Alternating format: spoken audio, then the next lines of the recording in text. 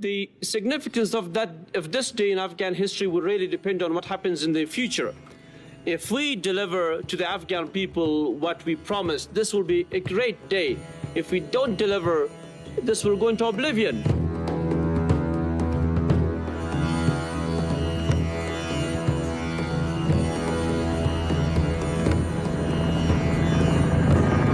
Afghanistan is a country at war with its future.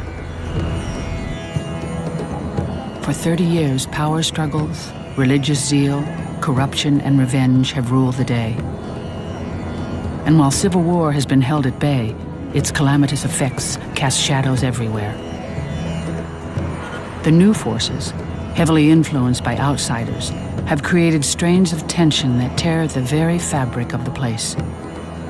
And the Taliban still stands in the wings.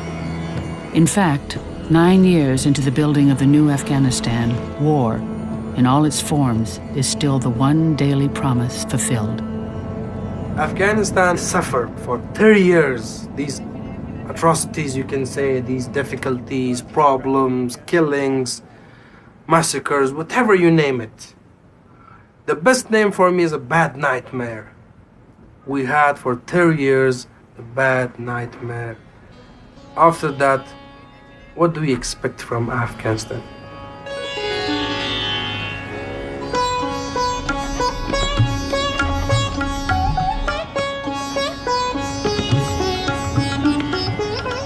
Kabul, the country's capital, has the look and feel of a modern place.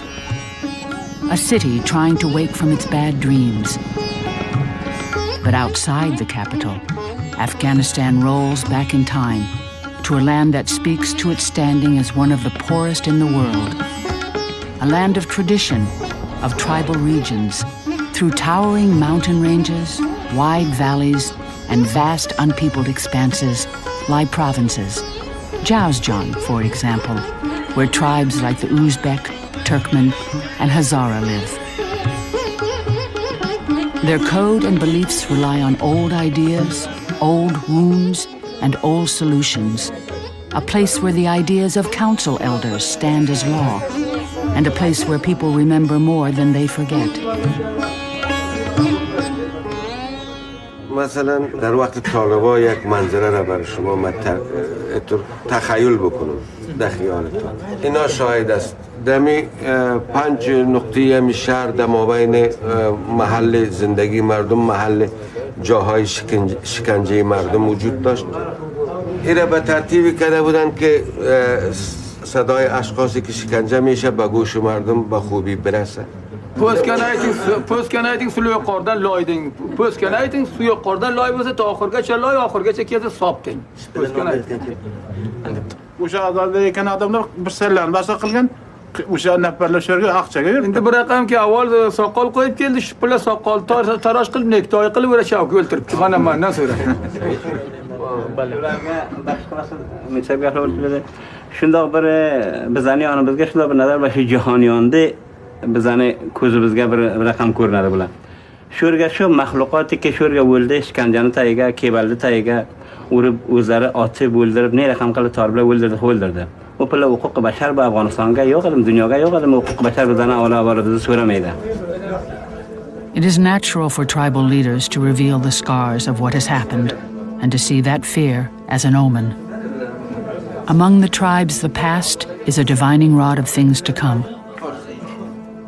یکی نگرانی از طالبان که اگر امیتر دوام کده بره جنگ دوام کده بره 1 سال 2 سال 3 سال افغانستان هم بازسازی نشوه خود دیگه غیر از مناطق طالب دیگه منطقه هم سرش کار نشوه مردم مایوس شوه خب جامعه جهانی هم ببینه که حل نمیشه در انتخابات بعدی یک رئیس جمهوری نو بیاد امریکا رقم گورباچوف که در افغانستان هم برای افغانستان بگه برادر دیگه مال چی در افغانستان برای این قدرت‌های خود بگه بره دیگه باز طالبا شمشیرهای خود گرفته بیاره که خب رفیقای امریکا چطور استین ناله قدم باز جنگ شروع کنه دیگه او زمان سلاح ما گرفته شده خل سلاح شدیم دیگه بعد از اون نمیفهم خزمت چی کار کنیم. یک دوم میسته که امی حکومت همه که قوت گرفته بره هر روز ما رو کشته بره، زده بره، فشار داده بره، دیگه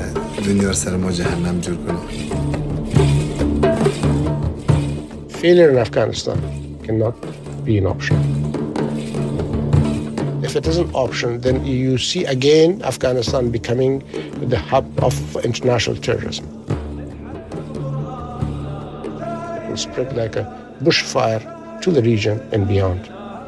Afghanistan falls, Pakistan then, and now you have Islamic extremists running these two countries. And it spreads up into Central Asia. That's the worst that could happen. I don't know what that world's going to look like. But that will be a very different one than we live in now, that's for sure.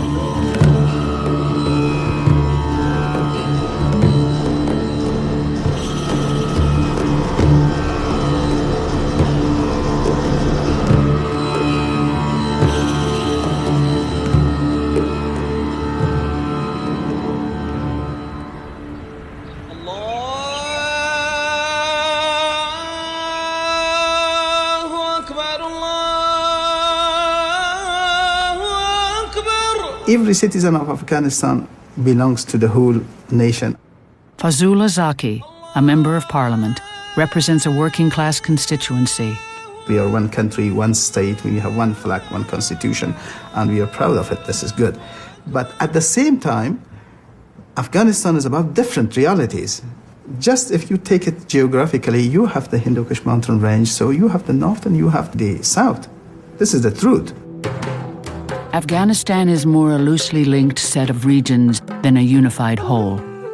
There are 5 main territories, peopled by tribes, the largest being the Pashtun in the south, and the Hazara, Tajik, Turkmen, and Uzbek in the north. It is the marriage of Afghanistan's past, a country made up of many, with its present, a country forcing itself to become one, that is proving to be enticing, elusive, and highly dangerous. The Afghan nation is a very fragmented and very diverse place, so it's very difficult to find a consensus point around which everyone would agree. Charlie Santos worked in Afghanistan as a United Nations mediator in the 80s and 90s. It's traditionally been when a country invades or some outside group invades that the Afghans will unite. He arrived just after the Soviets invaded in 1979, a time when many of the troubles that haunt the place today began. It was the height of the Cold War, and the largest covert operation in American history was the funding of the Mujahideen fighters, who were fighting against the Soviets. The Soviet invasion, which prompted the American response, forced Afghanistan into a sinister vortex, fought over by outsiders, fighting purely for outside interests. When both sides withdrew, the only thing achieved was that the place was crippled. In its wake came a hellish landscape of poverty and tribal tensions, combined with raging ethnic conflicts which gave birth to a violent, lawless civil war. 16 years after these outsiders invaded, Kabul was being bombarded by its own people, some 200 times a day. Refugees by the millions fled to Pakistan and Iran, and with them, much of what made up the balance of Afghan life was gone. And from the barren fields of battle rose a new force, culled from ancient tribal ideals.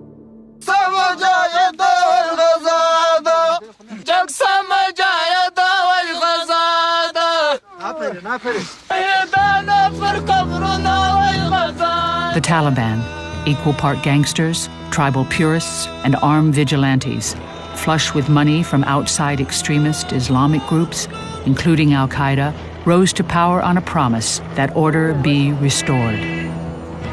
And it was. Now is peace. No problem for any person. But with that promise came a frightful, even unthinkable price.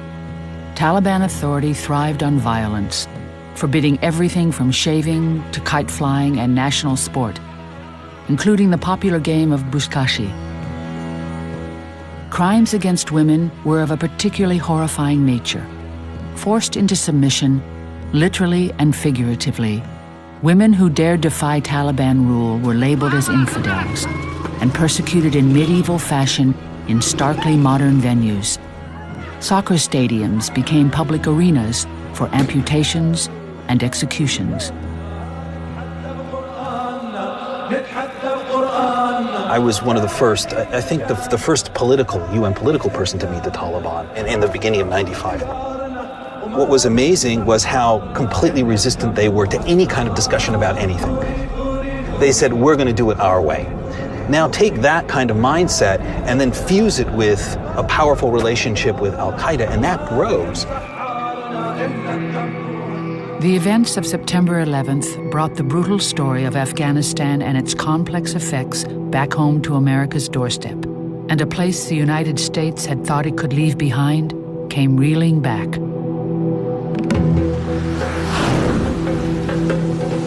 On my orders, the United States military has begun strikes against Al-Qaeda terrorist training camps and military installations of the Taliban regime in Afghanistan. These carefully targeted actions are designed to disrupt the use of Afghanistan as a terrorist base of operations and to attack the military capability of the Taliban regime. American strategy focused on remote minority tribes not under Taliban rule, dubbed the Northern Alliance. They were mostly situated in the mountains of northern Afghanistan. In the weeks following 9/11, U.S. Special Forces teams arrived to train, fund, and advise the alliance in hopes they might prove to be effective adversaries to Taliban rule. Haji Mohammed Mohakek is a Hazara tribal leader. He was also a Northern Alliance commander. حادثه 11 سپتامبر پیش آمد و اولین گروپ ویژه آمریکایی پایین شد در درزف. جنگ میدانی بود. شب دو بالا هلیکوپتر آمد. 18 نفر گروپ ویژه آمریکایی را اونجا پایین کرد که بعد از اون ما عملیات مشترک شروع کردیم، هوایی و زمینی. خب یک ماه با هم بودیم. باز آمدیم مزار گرفتیم از مزار. Working with indigenous forces and less than 200 American troops produced swift results. The northern regions, largely anti-Taliban to begin with, were quickly returned to various tribes' control. The more daunting task, defeating the Taliban in their southern strongholds, was a precarious undertaking as it required fomenting a rebellion within the Pashtun tribe. The U.S. set their sights on a Pashtun from an aristocratic family in Kandahar, who also had ties to the West, Hamid Karzai. As a result, the Pashtun, who are known to be fierce warriors, became key players in the southern campaign. The West hoped Karzai would be both victor and diplomat. For my piece of the war, I happened to be with the man who would be selected as the interim leader, Hamid Karzai. Hamid Karzai is from the Pashtun tribal belt. The Pashtun were generally the traditional leaders of the country.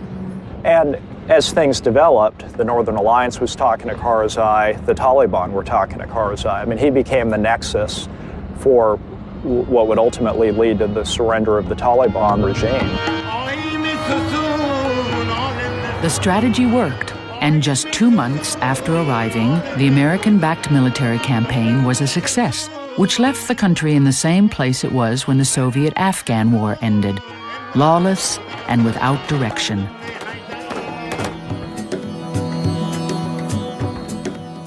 Already the UN is talking about a follow-on peacekeeping force for Afghanistan. Will we see U.S. troops on the ground in a peacekeeping force, or are they going to be so busy with the continuing war on terrorism that we can't spare them for that effect? I think the latter is the case. In terms of taking U.S. forces and having them become a part of a semi-permanent peacekeeping activity in the country, I think that's highly unlikely. On September 24th, 2001, the State Department consulted various outside experts about whether the United States should support a political change in Afghanistan or just, crush the Taliban and then leave. All the outside experts they consulted said, let's support a transition, let's support reconstruction. So after overthrowing the Taliban regime, they realized that they were going to have to support some other political arrangement there afterwards. And since they didn't think that was very important, they asked the UN to take charge of it.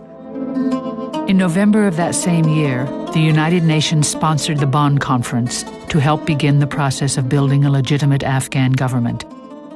Those there believed they needed to act quickly, as the risk of factional infighting and a new civil war loomed large. Some 3,500 miles from Kabul, the international community took their first step towards shaping a democracy and handed the reins to Hamid Karzai, the man who had helped bring about the Taliban defeat. The man they hoped could unite thousands-year-old factions into one unified state, and the man who would listen to their ideas. Newly minted, Karzai went to work and set a government whose power lay largely in Kabul in place. But many believe, then and now, that the government was formed in haste, that the desire for fast, even easy solutions steamrolled a vast array of passionate political voices sprinkled throughout the country, many of whom wanted a say in how the government would be formed. When the international community came and said, no, we want this. Afghanistan needs a very centralized government, and every argument against it would be understood as hostile or labeled as separatism or warlordism or not believing in national unity. So the very fact of Afghanistan being diverse and a country with different people, and with different intentions, was ignored. Afghanistan was destroyed, tormented, put to lots of suffering because of the bickering, because of the infighting, because of the political agendas of the parties that were not national. Afghanistan needs to have a day off from that. So this is how came the idea of very powerful and king-like presidential system where the president has more powers even than some kings in other countries. But the dissent was not heard. The deal was done. International aid money was put in place, and the wheels of a new westernized Afghan government began to turn, only to stall soon after.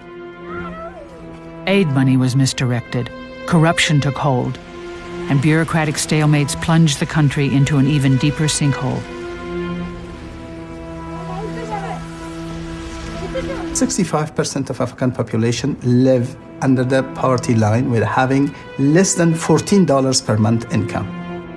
20% of Afghan population are close to these borders. Altogether, 85% live in a very vulnerable situation. The ideas in Bonn had raised hopes that things in Afghanistan would change, but those hopes quickly faded. Only 7% of the country has electricity. There is no sewage treatment. Curable disease, like typhoid and tuberculosis, runs rampant. And the staggering poverty has those that weathered the various storms, lining up on a daily basis to get out of the country.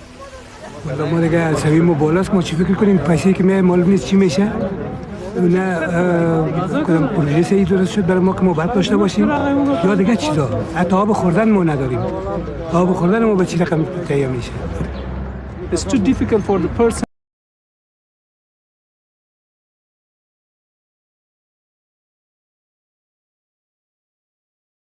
come here and start their life from zero, and their house is also damaged, destroyed. They need to rebuild these houses. They cannot pay for the fee for the rent of house. Then how can the people come here? When the people, they don't have job and they don't have any facility of life. If you have to rebuild your house, you will pay some money, then pay some bribery. And so the government working, but for some people, for the people they are importing here, not for all of the people. This is the mandate. Some people say that the main definition of a Talib in southern Afghanistan is an unemployed young man. So we're not going to bring peace to Afghanistan by killing all the unemployed young men. We have to try to find a way to incorporate as many of those people as we can, not just into the government, but into the economy. The aggressive push for stability proved in many ways to do the opposite, instilling resentment among politically alienated outsiders, in some cases driving them into the arms of the Taliban. ما باید ذهنیت‌ها بر علیه طالب بسیج کنیم. Ismail Khan was a key Mujahideen commander in the Soviet war, as well as the Northern Alliance. He believes Kabul's closed door has had an unthinkable effect.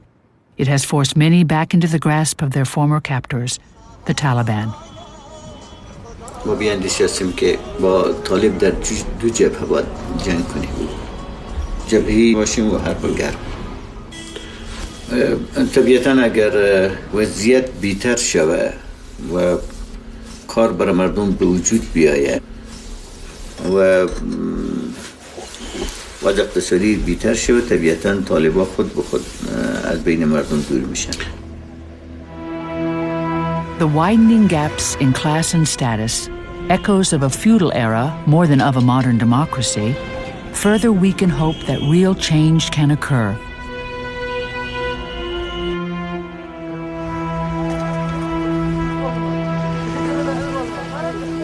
In Kabul, for example, profiteers thrive. A small elite class is emerging, a sign that money has landed in too few hands. The corruption's out of control. It's incredible. You just talk to any Afghan about paying tax or putting money into a central bank, they think you're mad, you know. They don't trust the establishment, and they've got good reason not to trust it. You know, people within the establishment misuse it. If USAID funds a project, it has to go through the Afghan government, which is also another big mistake. So someone in the government has to sign it off. It's okay for coordination, but it means this person who signs off that contract says, if you want this contract, you give me $11 million cash. I've had a friend of mine tell me that happened to him, he walked away. That budget was USAID funded $110 million. This chap wanted $11 million. Ko'p dalillardan bir dalil paydoish va rushd Toliblar fasod hukumatidir. Masalan shu mahalda bizdan idoralarimizni ko'rsangiz, tan hukumat bo'lib mundayin bo'lmaydi. Shundayin ko'p mardimozor, rishvat, xor, fosid hukumat bo'lsa. Fragile and in disarray, the Afghan government has many fronts to fight. Their inability to kill off the Taliban's political power and the growing unease with the many civil problems have forced them to turn a deaf ear to one of the most insidious problems of all, drug trafficking. Drug traffickers probably don't have any ideological objective. Indeed, many of them are probably associated with the Afghan government. But they do have an incentive to provide financial and other forms of support to those who are challenging the regime, not because they want them to win, but because there's simply a certain level of insecurity in the countryside allows them to go about their business unhindered. The free rein drug producers enjoy is a maddening double-edged sword. Poppy producers supply 60% of the country's gross national product, making them, in essence, an illicit federal reserve. And many of these producers funnel profits to the Taliban, supplying them with half their income. We have extraordinary problems with narco-trafficking. But the longer-term problem, the real problem, then is establishing an alternative economy to poppy production. And that's where the slow going will be.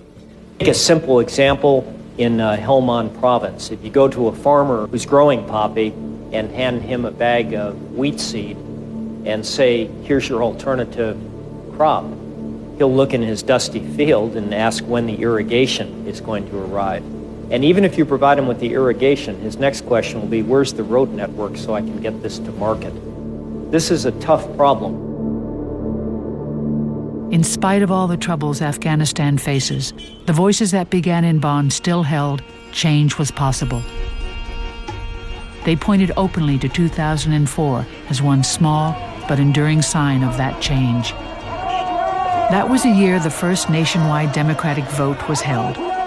Despite accusations of voter fraud, the event was non-violent. Democratic supporters call that a vital step forward. And Hamid Karzai, the country's interim leader, was officially elected president. The great bulk of the Afghan People are supportive of their government. They're disappointed at the slow pace of reconstruction. They're disappointed that their government has only limited capacity to perform functions outside of Kabul. They're disappointed that our promises and the promises of others in the international community for improvements in their material life have not materialized. But they still retain a basically positive attitude, because although there are ethnic and religious and linguistic differences in the country, the Afghan experience with 20 years of civil war has given them a strong disinclination to go back in that direction. I know the government has a lot of problems, but we should work. We should face the challenges. We should not step back. Jamil Karzai, the president's cousin, believes that progress comes in small but significant ways. He argues that new faces are a key to that progress. As an elected member of parliament, I got most of the votes from Hazaras. They didn't vote me that I'm a Pashtun. They voted me because I told them that I'm an Afghan and I'll work for the Afghanistan. So we are going to be a united nation. I mean, together nation. It needs time. Each tribe, each nation, each ethnic group has its own culture, its own traditions, its own problems. If you go to Paktika province, in Paktika province you will have a sound that the government is paying attention to Hazaras, they are not paying attention to Pashtuns. If you go to Bamyan, they will say they are paying attention to Tajiks, they are not paying attention to Pashtuns and Hazaras, because each area has its own problem. 70% it's because of they never had a government. We never had a political structure. So it needs time to reach to the people and have their ideas and help them. But ideology does not always breed optimism, and nowhere is that more clear than here. Good intentions are waging a losing battle with the growing anger. Anger over the imbalances in power the fledgling state has created. People in the localities have no rights of decision making. I tell you a story from my own constituency. When I visited a vocational school, there's a problem of space. When I went to the dormitory, you can't imagine, even they didn't have 2 square meters space for each boy. So we started looking for a solution, and we found a building which was empty. No one was in it, but while this institution belonged to Ministry of Higher Education, the building belonged to Ministry of Education. So both are located in a distance of 500 meters from each other, under the auspices of our authority of the same governor of Josie.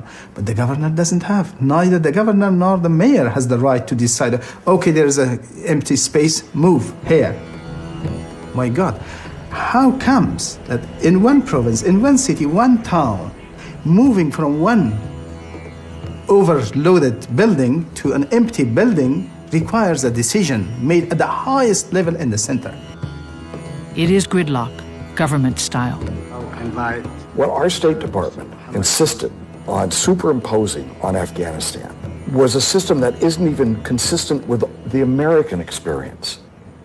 We don't have centralized power in the United States. Here we are in Washington, D.C., but who runs our police? Who runs our schools? This is done at the local level and done at the state level. And we superimposed a government on the people of Afghanistan that wouldn't even work in the United States. Had we tried to have a centralized government from the time of our country's founding, we would have failed as a country. Yunus Kanuni represented the Northern Alliance at the Bonn Conference. After placing second to Karzai in the presidential race, he was elected to Parliament, where he is currently Speaker of the House.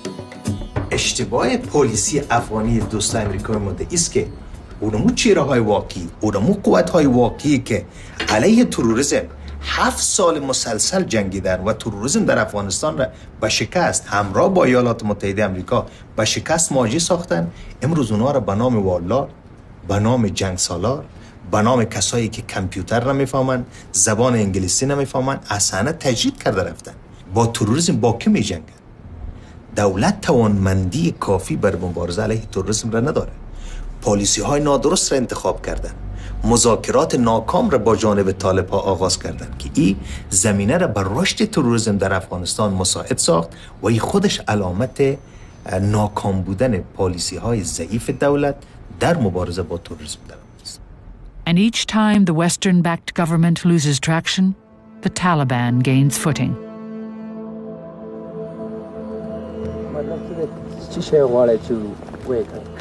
موږ دا غواړو چې په افغانستان کې اسلامي تحریک پر مخ لاړ شي لکه مخکې چې څومره پر مخ تللی و. ملا معراج افغان تاسې به کله د تربیې حکومت سره یو ځای کېدو په هکله څه فکر لرئ؟ موږ به هېڅ وخت موږ د خپل ملایان او هغه د طالبانو تحریک د کرزي حکومت سره یو ځای نه شو تر څو چې په افغانستان کې امریکایان قرار لري هغه پورې به موږ خپل توپک په ځمکه کې نه ږدو خپل هغه ته به دوام ورکړو.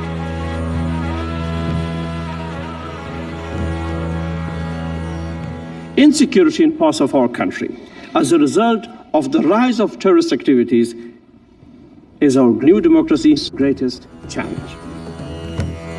Terrorists are prepared to commit horrific acts of violence to try to derail Afghanistan from its path to success. That is why they kill our children, kill our teachers, attack international security forces, kill the clergy, destroy mosques full of worshippers, destroy schools, destroy clinics, just to frighten us all into the dark ages. Once again, the problems inside Afghanistan rippled outward to the rest of the world. Volatile and unstable, without any formal military in place, even reeling on the brink of anarchy, NATO was forced to infuse thousands more in troops into the country. Initially brought in as peacekeepers, they found a place dramatically worse than advertised. Battling a powerful and angry new insurgency, NATO was forced to do what it has never done, to act as the country's de facto military. Soon after, with little to no improvement to report, NATO forces asked for more help. And so the next American president began sending more troops and more money to Afghanistan. As Commander-in-Chief, I have determined that it is in our vital national interest to send an additional 30,000 U.S. troops to Afghanistan. For the third time in 30 years, America found itself entwined in Afghan life. According to a variety of American national security reports, the Taliban's original ally, Al-Qaeda, plays a highly successful role in helping the country's instability remain that way. The radicals further their ability to gather new recruits by cleverly labeling Western actions elsewhere in the region as invaders of Islam.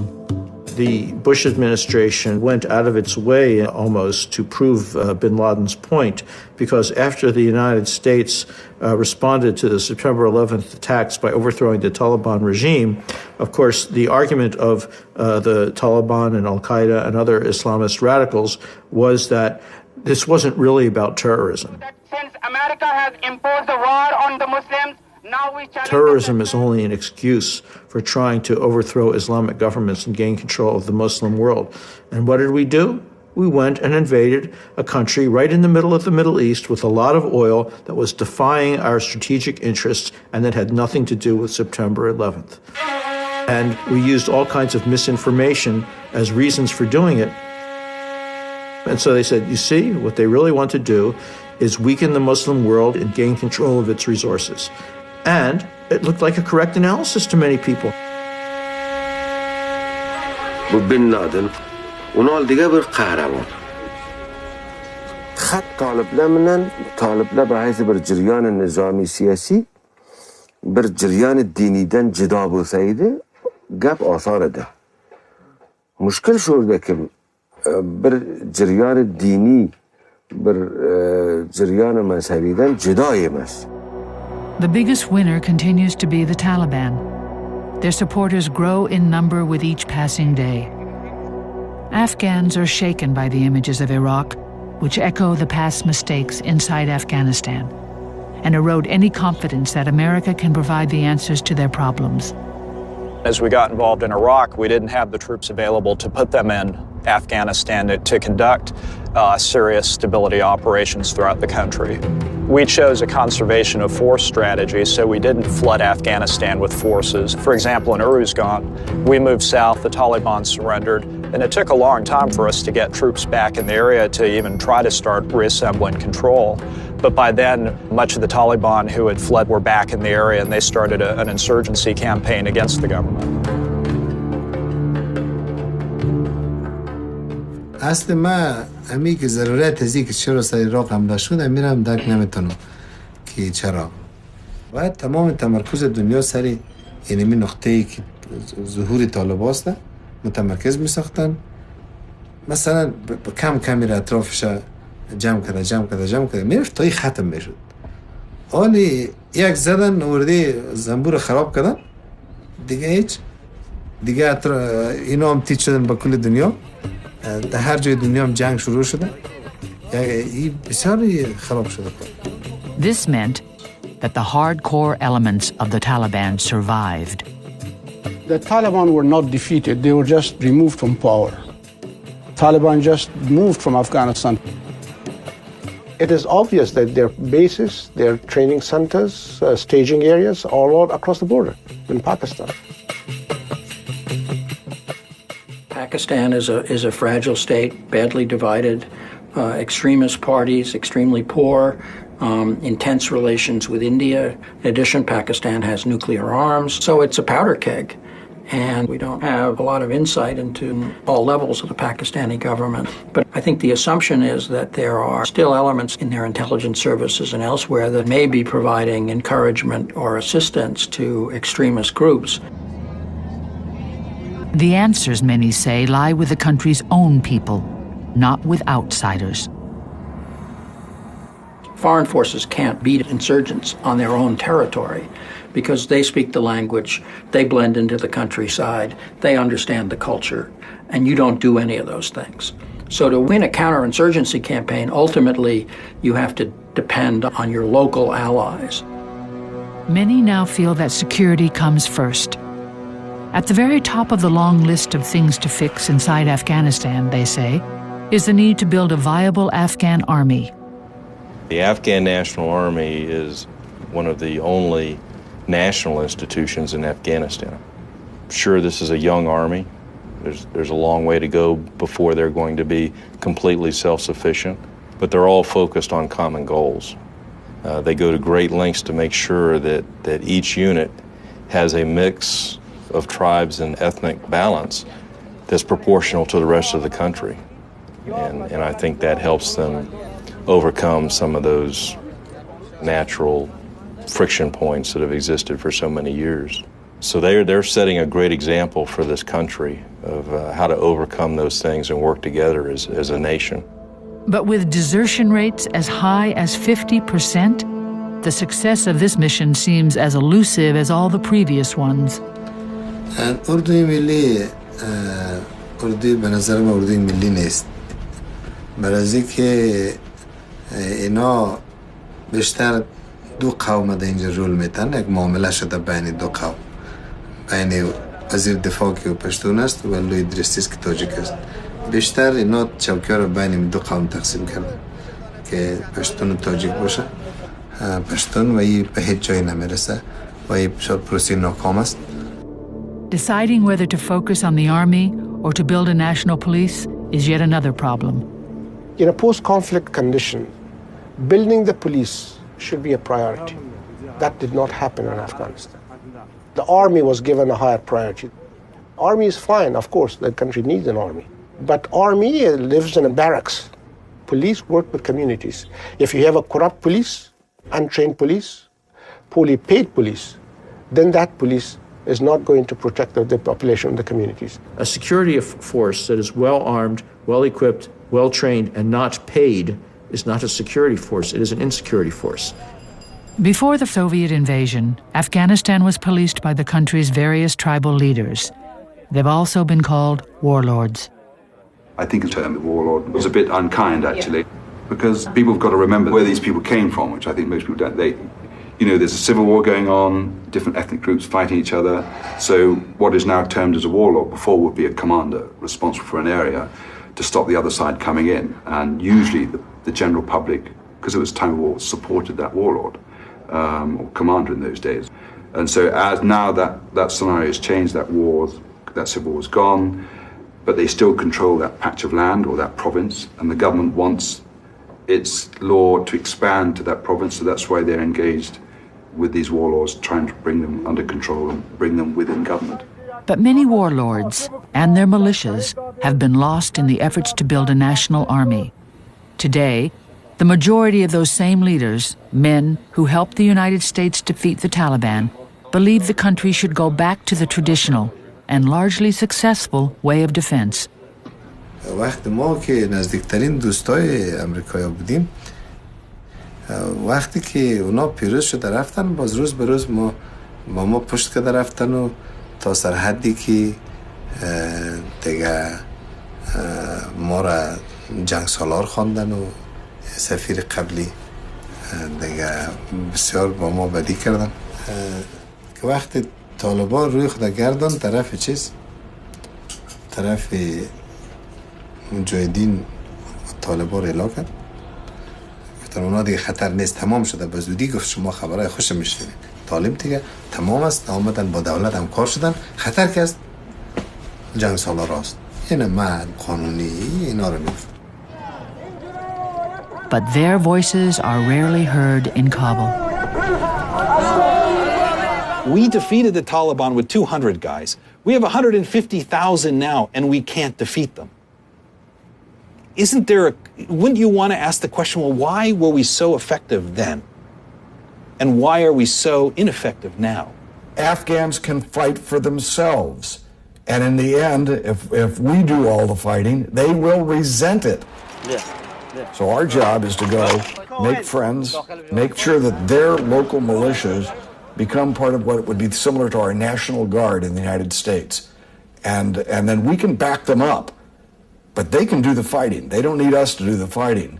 Right now, by building a force in Kabul and sending more U.S. troops, we've made them totally vulnerable if we leave. I've been with Ismail Han. I've been with Mahakek. I've seen the commitment. The Afghan people are very much committed to those leaders. And they're committed because they see those leaders as people who protect their community. So they're ready to fight. And they want to fight, but we won't let them.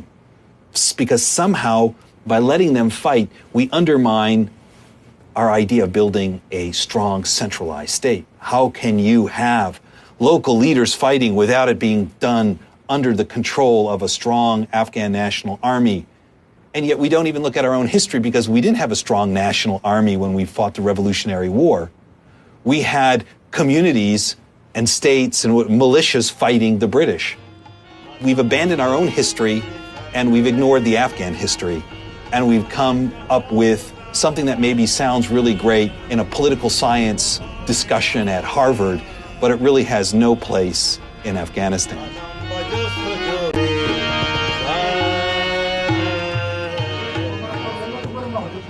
من askerligim o'sherga ziroat zamin ko'p kam. Yer tosh ustiga to'rpoqda sho'rdan almog'ilda yerdan ketirib forma ziroat qurshagan. Bu yerga bizlarning milliardha yerimiz borki, birodar shu pilla eksayiz odamdan boshqa zot ko'kartiradi. O'sha vaqtdan sobiqa Muhammad Hoshim Maymanvoldi ekan, sadrazam ekan, vazir ekan, Jalolobodga boring, reg toshdan boshqa zot yo'q. Bizdaniki ziroat zamini hosilxiz, birodar milliardha yer zaminimiz bu yerga yotibdi. Bunga kishi aloqa qilgani yo'q. Şu avval tarin tolib ki sho'rdan suqib yeb ketdi. Avval tarin dapaki saloni bizlar jam qilib saloni berdik. Endi ham hisobi bodsoziya, hisobi jag'alandozi, hisobi choyami va g'ayra. U diga taraf, janubiy taraflarga bo'ladi. Aqallan bizdaga hech bodsozi surat olgani yo'q, shu sapoat ham olgan. Hali o'sha mintaqalarga ki tolib bor, fe'lan urush bor, salo bor, zada xurd bor. ورگه کمکای چای عمیق هم بلده، سو هم بلده، زراعتی هم بلده و بو سپات شمالگه که آراملیک هم امانلیک هیچ گپ هم برگه هیچ پر کمکتن آثاری ها برگه افغانستاندن به رئیس جمهور افغانستان ایچیدن بوسن بو ایماست که شمالدن بوسن جنوبتن بوسن افغانستان ده افغانان همه دردنه به هم کرسن. The policy of government has been disenfranchising communities. To draw support, the government has tried to disenfranchise this community and play with one side, which has caused, again, to narrowing the base of support for the government. Many tribal leaders believe the sharing of power, combined with a more decentralized government, is now the only way out of their multi-layered quagmire. Otherwise, they fear, their disparate and diverse country will fail. اما سرانجام افغانستان یک روزی باید فدرالیسم شود برای که بدون اجرای حل نداره. آقای کرزی صاحب در حمایت از حکومت مرکزی البته یک تفکر دارن که میگه حکومت فدرالیسم موجب میشه که اقوام دیگه بیشتر در افغانستان تبارز کنن و ایره بر ضرر قوم حاکم یا قومی که در بین هر قوم اگر بسنج اکثریت هست ایره برای عظمی تاریخ قوم پشتون کمی ایره خراب احساس میکنه در حالی که طور نیست. فدرالیسم یک نظام مردمی است، یک نظام بسیار بیشتر کس به این صدد نیست که مسائل قومی را از طریق فدرالیسم دامن بزنه. یقینا توقع ما یک پارلمان کامل نیست. ما در مرحله گذار از مرحله جنگ و بحران به سوی استقرار در حرکت هستیم. به نسبت مصاحب یک پارلمان خواهد بودیم، پارلمانی که بتونه به نحو مردم افغانستان را تمثیل کنه. ما میخوایم بگوییم که هم پشتون، هم تاجیک، هم هزاره، هم ازبک از مجموع اقوام افغانستان. The bottom line is that unless you build trust, and I would argue goodwill, encourage goodwill between these communities, it won't work.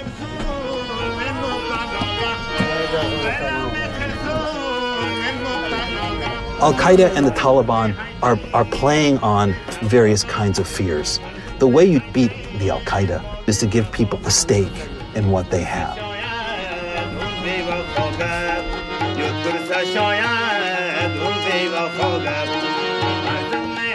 مگر پیش از طالبان من خودم بزنس داشتم، خارج میرفتم میامدم، تایلند، دیلی، مسکو، دیگه دبی جایا میرفتم. دوران طالبان به خانه بودم، او را خو یک گپ بود که عمومی به کل افغانستان اعلام شد که زن باید از خانه دیگه نبراید و که برای هم امرای چادری براید و بسیار کم براید باید. بسیار دقیق شیشته بودیم و حالا بر ما یک کار مصروفیت پیدا شده و به حساب خود آدم که خودکفا باشه اونمون خوب گپ هسته. خود چی فکر میکنه که طالبان باز خاتمت کابل؟ نه خدا نکنه.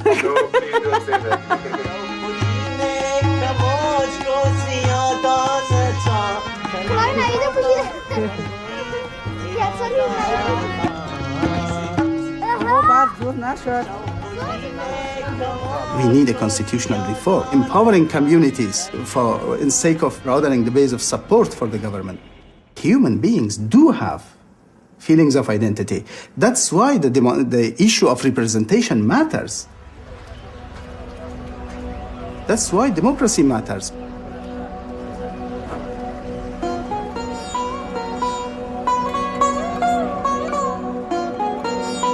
People, the very people of Afghanistan should be brought into the political equation.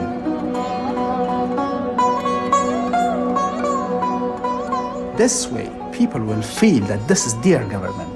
They are part of this government, and this will help us win this war politically.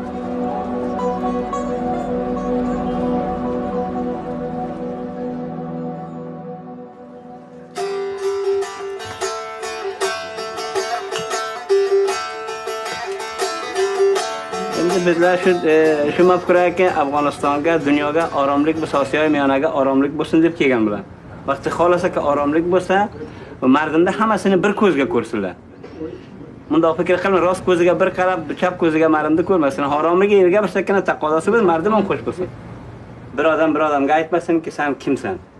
Va bir odamga ishi bo'lmasin. Shundoq bir dunyoni xohlaymizki, oromlik bilan yashaylik, zindalik qilaylik.